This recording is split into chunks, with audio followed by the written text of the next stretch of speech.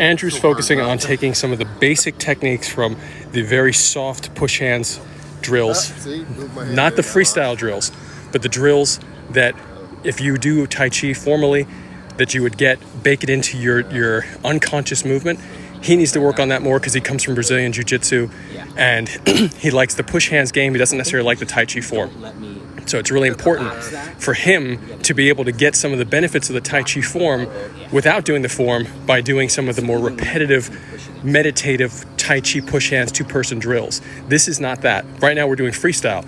His responsibility right now is to take some of those drill sets that he was doing in like a two roll back kind of format, which you can see on my YouTube channel, and apply them here. Richie is a more experienced Tai Chi push hands player and teacher. So for Richie, what we're working on is sharpening the competitive mindset with his current skill set. So for him, what we're working on is switching position and making more decisions within a shorter amount of time. It's awesome. So being able to make more decisions in a shorter amount of time is key. If you're playing with somebody and you find yourself getting stuck on a position that is staying in like, for example, they've been holding that for a while. So if you find moments where positions are being held for a long period of time, oftentimes that means that you're playing with a player who's not making as many, does not have as many options, meaning their training is more limited. There's also another side of that spectrum where you see two incredibly dynamic masters and they're hardly moving. But that's likely, in my experience, because the masters are doing the moves and as they're manifesting, they're doing the refutations. You can see this in Coach Josh Waitskin's second to last Tai Chi Push Hands fixed step match on my YouTube channel, and he's with a very well-respected Taiwanese master, and they're hardly moving, but then when the move comes, it's like a big blast. So that means that a lot of moves are happening and then being rethought, similar to a game of chess, before the more overt public perception of them. So if you see two masters not moving, that could be the case, but more than likely, if you find yourself with somebody else not moving, locked into a position, it's because you don't have enough in your repertoire and you're allowing the movement to take that moment to take longer than it should. You shouldn't be in a competitive, combative, whatever you want to call this experience. It should be over with you as the victor as soon as possible, unless you're training for endurance and spending longer times in positions. Everything needs to be intentional. So that's what we're working on with Richie. Intentional, strategic. Andrew's working on base level reactions, such as simply aiming for the elbow.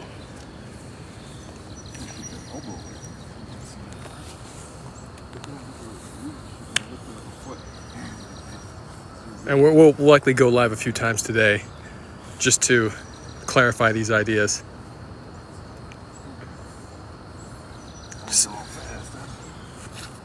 And notice that we're only doing one arm right now, just to clarify the strategy, meaning that the strategy, if you have a strategic, something that you need to work on strategically and it's happening with one arm, it's definitely going to happen with two arms, and you can mask it by using two arms. So, and make it harder to dissect. So right now we're only doing one arm play, and that one arm play, again, you still have to be able to bring the...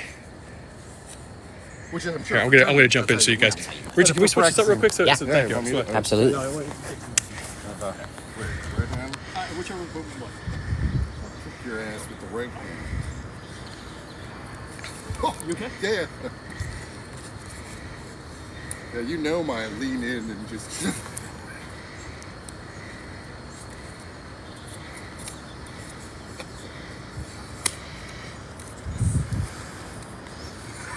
I cheated. I felt a double Like, pull. wait a I was like, second. hold on for a second. He's got a second. See, I know you're gonna... So that was a moment, right? So I spent too long in that moment. So that's Richie, that's exactly what we're talking about, right? So I noticed in the middle of me spending too much time as he's saying something, I'm like, uh-oh, I'm holding a position this is going to cost me later on, because all he's going to do is load up for his position while he's talking to me. A lot of times, especially in the Tai Chi community, Push Hands community, people will talk to you while they're loading to distract you. That's and my they trick. And they think it's friendly, but what it is actually diluting the true strategy. Yeah. Okay, let's get the other side. It's an unconscious.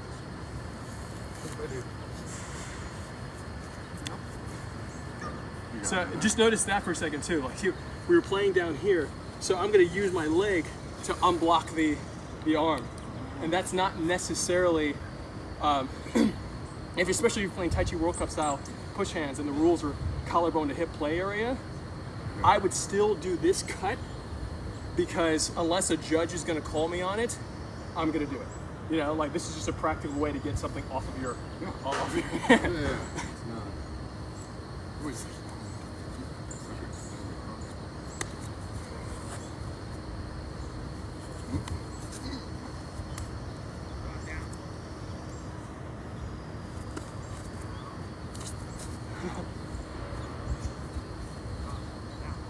So yeah, pinning. And yeah, I mean, yes, with the head, but for right now, let's focus.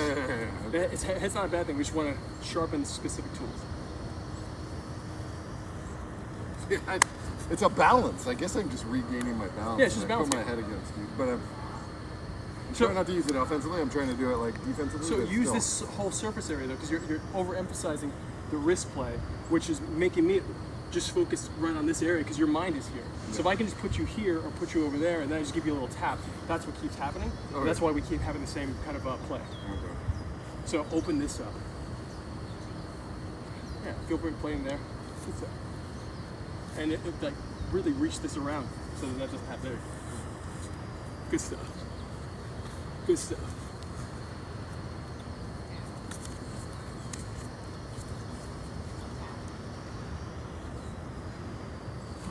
Yeah.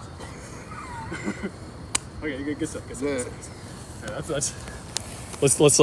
Thank you so much. All right, guys, we'll be back later on. Love you.